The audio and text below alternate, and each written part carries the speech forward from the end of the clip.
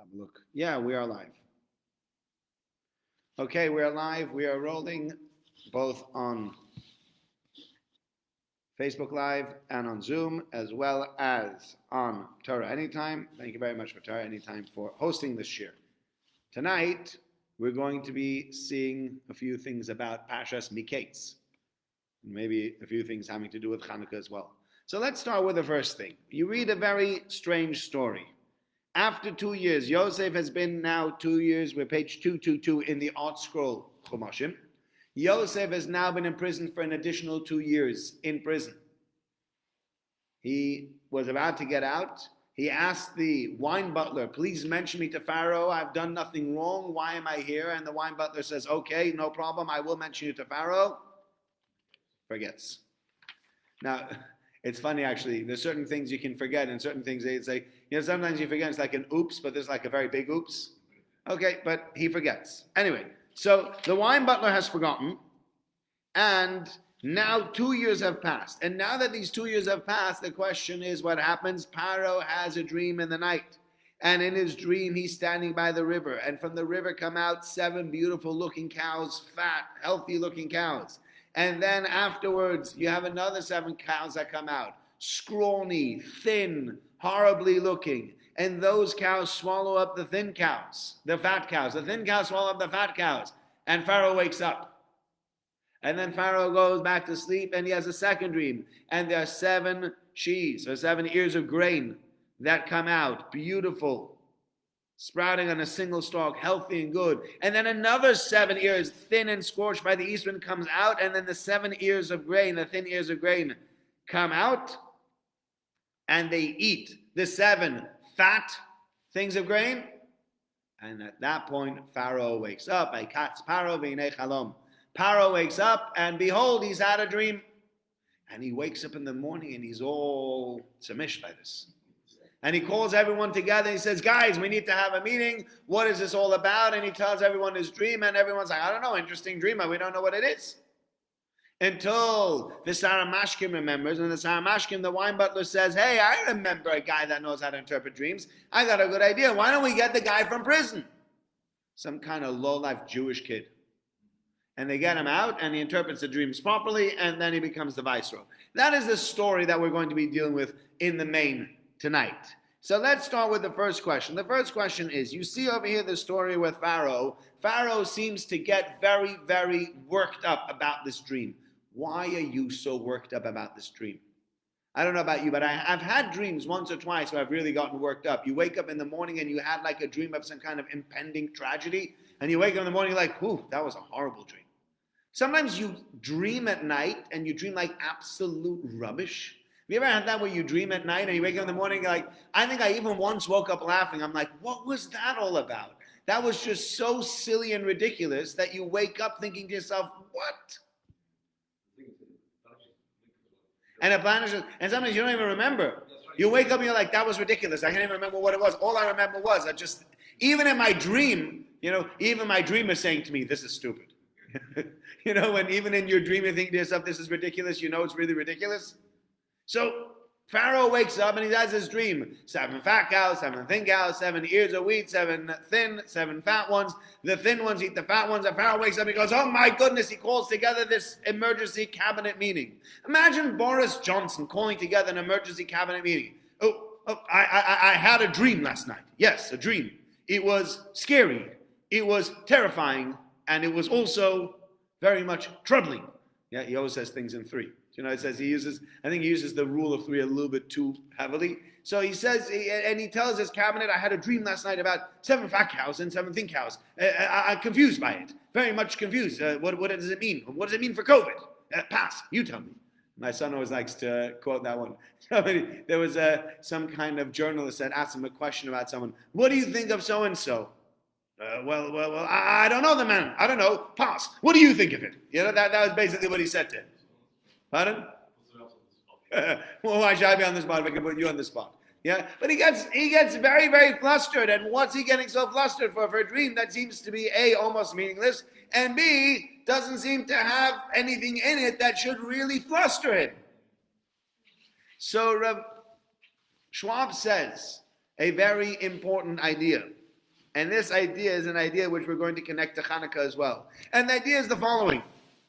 When it comes to people like Pharaoh, and when it comes oftentimes to autocrats and to dictators, people of that ilk, for them there's one rule. And the rule that goes by them is might is right. I'm sure you've heard this before, might is right. It's not a new thing. I've not invented this. No, I was just wondering if this is just an American saying. Oh, yeah, not Mike. You like to play that game and then you come home and you say to your wife, Mike is right. Oh, no. Now, you know, and Laura will set you straight. And if she doesn't set you straight, David will set you straight. Don't you worry. We will set you straight on our Mike is not always right, but might is right. But here comes Pharaoh and he has this dream, and twice he's got these fat cows, these wonderful, and then he's got these thin, scrawny cows. And you'd expect the thin, scrawny cows to stand next to the fat cows, and the fat cows just go, move over. And they just fall over. And instead, that's not what happens. I remember watching this when I was newly married, and my wife had a gun. She had a children's playgroup in her house. And these kids had just started the children's play group, and what happened was everybody was still trying to establish themselves. They were trying to find some kind of pecking order. And people were trying their luck. And this tiny little kid walked over to one of the bigger kids. They were all 2 years old. But this little kid walks over to one of the bigger kids. He shoves him. He just pushed him. And this big guy looks down at this little kid. He's literally probably a good half a head taller than him. Much bigger and broader. Looks down at him. He's like it took him 5 or 10 seconds to just comprehend why did you do something so stupid? At which point he goes, boom! And the little kid went flying, and that was it. And that's how Pharaoh saw the world. The little ones never started with the big ones. Don't start up with the mighty ones, because they'll just bulldoze over you. No such thing. Now he has a dream. And in the dream, he sees the thin, scrawny cows walk over to the fat cows. And instead of the fat cows running over the thin cows eat up the fat cows. And we see later on, not only that, the fat cows are swallowed by the thin cows in a way that we can't even tell that they ever existed. And similarly again with the ears of grain. And Pharaoh says, that's a really scary dream. Because here, I get to see that actually it is possible for the weaker side to beat up the stronger side. So we need to have a meeting. And we need to discuss, is there anybody in the kingdom that's trying to overthrow me? Is there anybody in the kingdom that's trying to overrun my might? And if there is, we need to shut them down. Because until now, I didn't even worry about them, because I had the army, I have everyone behind me. What do I have to worry about? I'm stronger than everybody else. But now I realize not always does the strongest man win. And that's very worrying. And that actually is not only a theme for the Parsha, it is a theme for Hanukkah as well. We have in Al Anissim,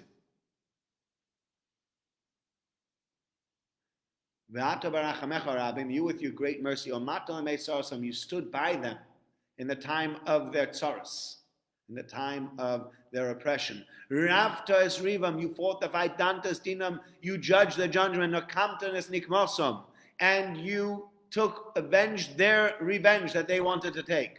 Masarta, you gave over, giborim, the strong ones, biad chaloshim, in the hands of the weak ones. Virabim, and the many biad me'atim, in the hands of the few. And tmeim, those who are tamim bi'atorim, and those who are pure. Rishoyim, in the hands of tzaddikim. But we start with the first two. You gave giborim biad chaloshim, the strong in the hands of the weak, and the many in the hands of the few. And what we're saying over here is, don't bet on it. Don't always bet on the strong one winning. Not always does a stronger one win. And that's a theme in Parshas Mikeitz. It's a theme over here in Hanukkah. And Hanukkah and Mikeitz will always coincide. Even if, as it is in this year, we don't have Shabbos Hanukkah being Parshas Mikeitz, which it normally is. But we still have 6 out of 7 days of Parshas Mikeitz being part of Hanukkah. And therefore, that is the lesson of Hanukkah. That's the lesson of Pharaoh. Okay? Now we move on from that to the next point, which is there seems to be something very strange going on over here. Number one, we read that this is a very, you have to be a little bit better with your Hebrew grammar. And I'd be interested to see how the Hebrew grammar works out over here. Yeah. And it happened at the end of 2 years to the day. Paro was dreaming. So was dreaming is what? Is that past tense, present tense? He was dreaming. That's actually past tense, right? But in the Hebrew, it's in the present tense. What are you using? Sefaria? How does Sefaria translate it? Just out of interest? Dreamed. Again, so he said past tense, which is it should be the correct tense. The correct tense is actually past tense. However, in the Hebrew, Paro is dreaming. What do you mean Paro is dreaming?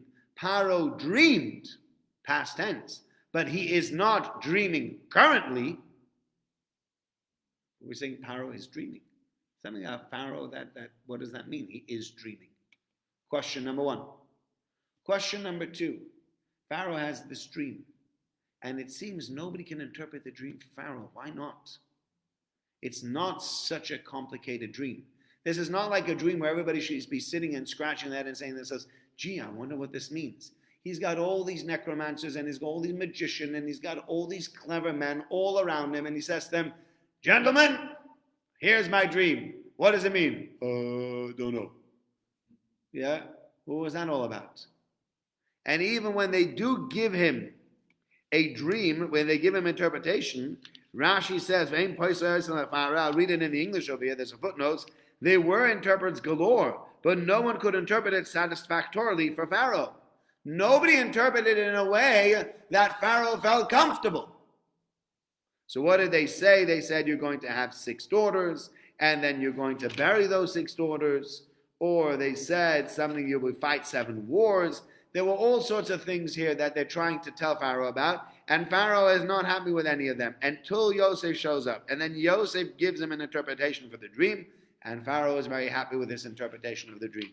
But Yosef's interpretation goes one step further than you would expect it to.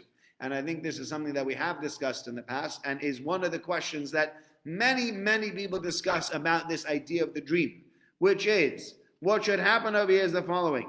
Pharaoh calls in Yosef and he says, I heard you interpret dreams. And Yosef says, it's not me, it's God. He goes, well, whatever, let's go. Here's my dream. He tells him one dream, he tells him the other dream. And then Yosef says, this is page 226 in the art scroll, Yosef says to Pharaoh, it's one dream. What God is doing, he's showing you, he's telling you. There's 7 nice cows, they're 7 years. And the 7 fat ears of grain, they're 7 years, and it's one dream. And the 7 thin cows are also 7 years. And the 7 thin ears are also 7 years. And this is what God is telling Pharaoh, what he's going to do is going to happen. He's showing you to Pharaoh, 7 years are coming, they'll be great. There'll be great bounty within the land, and there'll be 7 years afterwards, and you'll forget all the bounty, and the land will be in terrible straits because of this famine. And nobody will even remember the good days because it will be so bad. And the reason why God made the dream come up twice is because it's going to happen very soon. End of interpretation. And now we get to verse 33, which is where it starts getting slightly thorny. Ve'ato yere Pharaoh.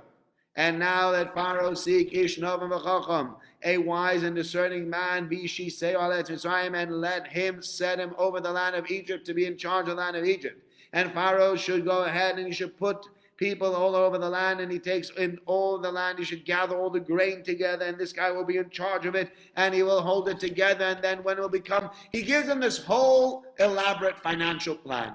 And the question obviously is, who asked your opinion on economics? What was Pharaoh's wish? He says, listen, I don't know what this dream means. I need the dream interpreting. Can you interpret this dream? Says Yosef, yeah, with God's help, I couldn't interpret the dream. Great, go for it. But once he finishes interpreting the dream, this is not like a shalashudas conversation we could have. Where, you can say whatever you want to, and you can keep going if you want to, and you can have a bit of a joke or a laugh, or you can bump somebody's elbow. You're standing in front of the most powerful man in those days, and he says, I want to know what this dream means. So you give an interpretation of the dream, and then you start giving the guy advice. Who asked you for your advice? I've had this with my children sometimes. Your kids sometimes start giving you advice. And you're like, thank you very much. If I need your advice, I'll come back to you. But I don't remember asking your advice on how I should do this. Oh, Daddy, you can't do that. No. Don't tell me I can't do that. You can say, please, I ask you maybe not to do it. But you can't tell me I cannot do the following. That's not how you speak. And here too, the same thing. You're not to talk to Pharaoh in that way. And he gives Pharaoh this elaborate plan. And what's interesting is that Pharaoh at the end of the plan exclaims, wow, what a clever Jew. What a great idea. That's great. We're going to take you and we're going to make you into the man that's going to take this whole plan forward. So what happened over here? Says Rav Zalman Sorotskin in his Sefer Oznaim L'Torah. There is an issue with people like Pharaoh. Before we discussed one of the issues you have with people like Pharaoh, and now we have a second issue. The issue with people like Pharaoh is the following. You have people that believe, in this instance we spoke about, he believed might is right. Now he believes something else that we also discussed, and we'll see later on in Pasha Shemos and Pasha's Ve'era. Pharaoh believed himself to be a god. Yeah? I created the river Nile. I don't need to use the toilet. I can do whatever I want to. I have all this power at my disposal. And that's Pharaoh's dream. Pharaoh's dream is, I am in charge of this entire country. This entire country and all its citizens and all its plants and all its animals and all its agriculture and everything that goes on and all the magicians and all the necromancers and all the clever people, they're all there only for me. They're there only to service the one and only Pharaoh. And therefore, because Pharaoh believes everybody else is out there to serve and service him, and everybody else buys into that lie, what are they automatically going to assume? If Pharaoh has a dream, what's the dream going to be referring to? Only Pharaoh. It cannot be talking about the rest of the country. Why would Pharaoh be dreaming about the rest of the country? They're all little nothings, speck of dust, garnished. So therefore, people come, and Pharaoh calls in all his advisors, and they say, what does this mean? And his advisors start giving him all sorts of ideas of what it means, based on the idea that it must be that when Pharaoh dreams these dreams, they're about Pharaoh only. They're definitely not about the rest of the country.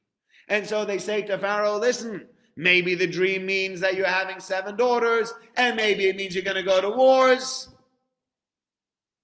And then Yosef shows up. And Yosef says, listen, that's not what these dreams mean. You got to think out of the box. You have to think bigger.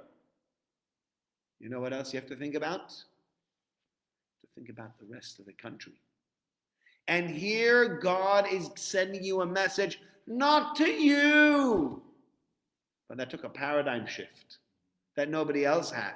He's not sending you a message. He's sending a message for you what to do with the rest of the country. A very different message. That's not the same message.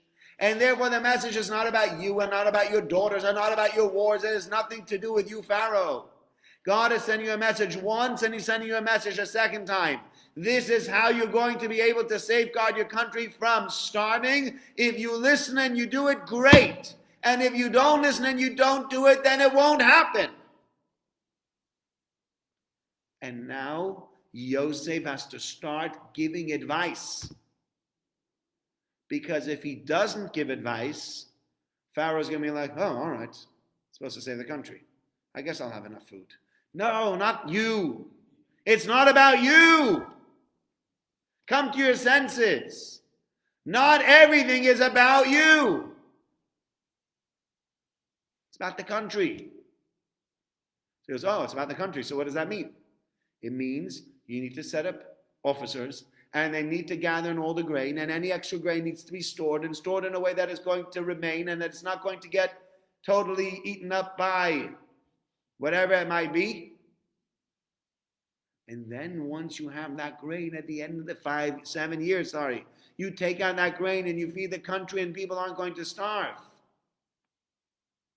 And now suddenly the penny drops. And now Pharaoh realizes, wait a second, the man is right. It's not about me. It's about the country. But that was a huge shift in his mind. And therefore Pharaoh turns around and he says to him, Hanimtza kazeh, will we find another person like this? Ish asher ruach Elokim bo, the man who has the Spirit of God in him. God is the ultimate giver. God doesn't need for himself. Nothing God does is for himself. Everything is only for us. Because by definition, if God needed something, he wouldn't be God. Right? Then he wouldn't be limitless. He wouldn't be perfect. He wouldn't be infinite. Because he's missing my mitzvah. Not missing my mitzvah. God's not sitting there in heaven and saying, if I don't get this mitzvah, things are going to go wrong. Nothing go wrong. Everything's fine. It's about us. And therefore he says, I need a godly person. I need somebody that understands this idea. I need somebody who doesn't think of Egypt as one big deity of Pharaoh. I need somebody that's able to think of Egypt in a very different way. The only man or the best man for the job is you. Because you weren't raised here. You weren't raised with that way of thinking. You weren't raised to think that I am the be-all and end-all. You were raised with God. And once you were raised with God, with an awareness of God, very different. Very, very different. Excuse me. And that's why Pharaoh says to him, I need you to be in charge. And everybody else in the room says, we need him to be in charge. You're right. There's nobody else like him. Nobody else can do it. And that wakes Pharaoh from his dream. It's the interesting, that's why it says, Pharaoh is dreaming. Not only was he dreaming, he was living a dream. He was living a fake reality where the whole world centered around him, where he was the be-all and end-all. He was everything. And with this dream, God pulled the plug on that and he says, you are not. I think many times we live a dream or a fantasy as well. And sadly, sometimes people need to pull the plug on that fantasy. Sometimes you have people that they feel bad on pulling the plug on someone's fantasy, and then this person is making an absolute fool of himself because of it. You know, I'm going to be X, Y, and Z, and then I don't know, I'll be the greatest speaker, I'll be the greatest singer, whatever it is. And you listen to the guy and you're like, oh, he's not great, is he? But you feel too bad to tell him. So he enters all sorts of competitions, and he enters all sorts of great singing things, and everyone's like, why didn't anybody tell you? Why was no one willing to tell you the truth?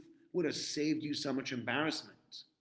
We all have our dreams. And sometimes our dreams are dreams that can turn into reality, but sometimes our dreams that are only dreams and can never become a reality. And we need someone to poke us and say, listen, wake up. Not real. Not normal. Not a way to think. Not a way to do things. Get with the program. And this is exactly what happens over here. Yosef gives Pharaoh that nudge to say, hey, get with the program. It's not all about you. The world doesn't revolve around you. And start looking around and seeing the rest of your country. And start doing for them instead of seeing them only as one big vehicle to do for you. And that's what Zalman Sorotskin says. Now, one last idea that we're going to mention, and that's the following.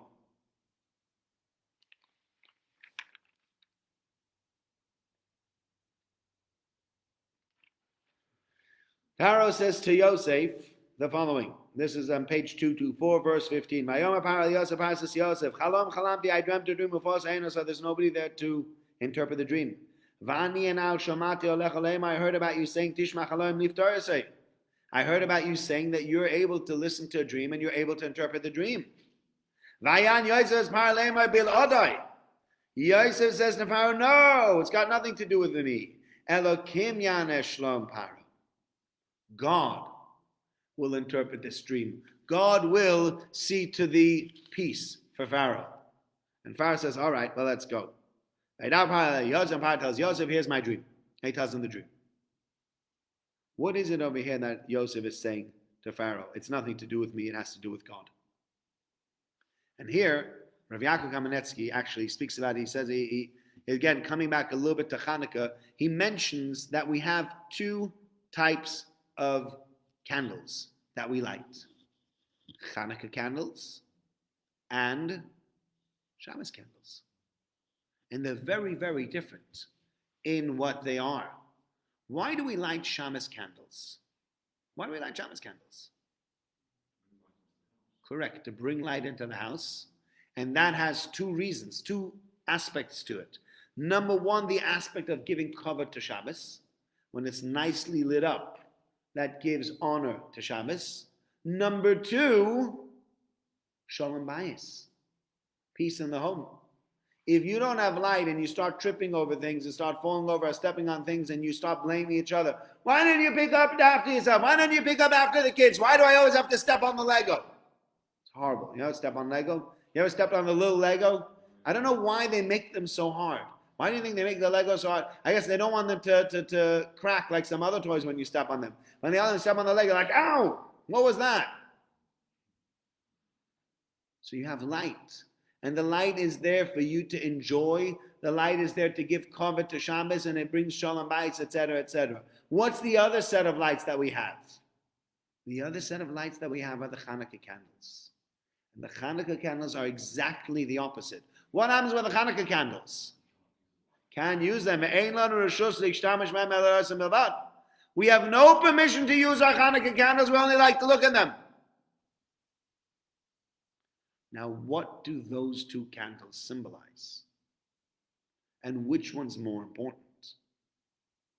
So the two candles symbolize, one symbolizes Shalom Bayis, Shabbos, light in the home, etc., etc.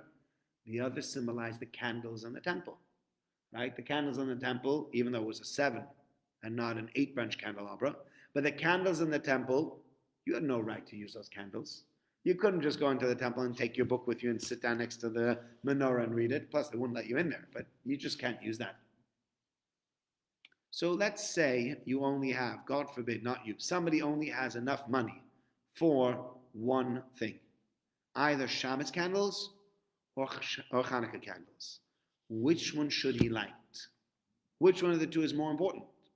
Says the Gemara, if you have Hanukkah candles and Shabbos candles, Vadai for certain Shabbos candles are greater, Mishum Shalom Bayis, because it brings peace and harmony into the home. Shabbos is much, much greater. And it's interesting to note that if you were to look at the two candles, one is the relationship between the husband and the wife, and one has a connotation of being like the temple where we lit the candles. So which one's more important? The husband and the wife or the temple? You'd expect the temple to be more important. So why isn't the husband and the wife? So what Rav Yaakov Kamenetsky explains is that in all instances of life, we need to realize that everything we do can become godly. You're going to sit down for a meal, you can turn it into a godly meal. You want to go for a run, you can go for a godly run. It all works back to, why are you doing it? Are you doing it for yourself, or are you doing it for a higher purpose? So you say, I go running because I want to be thin. And why do you want to be thin? Because I like the way I look when I'm thin, and I don't like the way people look at me when I'm fat. Okay, then it's all about you. I want to run so that I will be thin and I will be fit. And why do you want to be thin and want to be fit? So that I stay healthy. Why do you want to be healthy? Because the more years I have in this earth, the more time I have to serve God. They both want to run to be thin and fit, but a very, very different focus. Is your focus on you, or is your focus on Hashem? Clive, this should sound familiar from Clive Mos Barkley. Sounds familiar from Derech Hashem, right? Yeah, I see you nodding. Go way over there. Yeah, Rabbi Goodman spoke about this. Needs and wants. Remember the needs and wants discussion? Pardon? Hashem needs nothing. Correct. And correct. But that's number one. And the other thing is that all our wants go back to needs. And the question is, what is that need going to be? Every want will go back to need. And I want to eat. Why? Because I'm hungry. Why? Because I need to survive. Right? Why? Yeah? Why? Because I like myself. Or why? Because if I don't survive, then God's not going to be happy with me. Or I won't be able to do mitzvahs. Two reasons for survival. Two very different reasons for survival. You can go up and up and up a ladder, and then when you get to the final one, it can be me or God. You can have that discussion. But the greatest thing about Yiddishkeit is, says Rabbi Kamenetsky, is that you are taking your body and you're taking your physicality and you're going to use that body and that physicality to serve God. That's much greater than just serving God in the temple and nobody can touch it.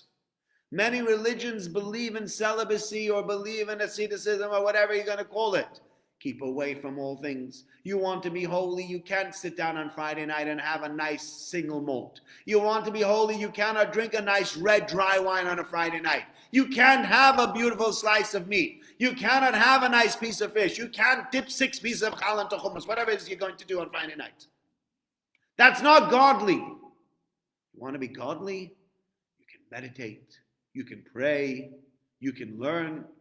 And we say, of course, you want to be godly, meditate, pray, and learn. But you can also be godly by eating that challah. Maybe not 6 slices, but you can be godly by eating that challah. And you can be godly by having that single malt, or having that wine, or having a whiskey, or having charlotte. All that has a godliness to it as well. If you focus on that being a godly thing, as opposed to it just being to fill up your stomach. And that's why the Shabbos candles are greater than the Hanukkah candles. Correct. The Shabbos candles are greater than the Hanukkah candles. Because the Hanukkah candles, can't touch them, totally spiritual, have a very spiritual connotation, beautiful. But you know what's even more beautiful than keeping away, than abstention from all goodness? Enjoying life's pleasures and attributing them to God. And this is what Yosef is doing. As soon as Yosef is being told, you're great, says Yosef, not me, God. I'm going to attribute my greatness, my intelligence, everything that I have, I'm attributing it to God. I'm making it come back to HaKadosh Baruch Hu. It's not about me and never was about me. It was always about Hashem. And if you understand and realize it's not about you, it's about Hashem, and everything you do can be about Hashem, then life's very different. Then you live a different life. You enjoy a different life. And everything you do has a godly slant to it. And that's amazing. Okay? Thank you so much for joining me. Thank you to those who joined us on Facebook Live. Thank you to those who joined us on Zoom. Ladies and gentlemen, and thank you to those who joined us on Torah Anytime. If you want to get in touch, it's davideisenberg@gmail.com. Thank you so much. Have a Freilich and Hanukkah. Thank you, Rabbi. Thank you.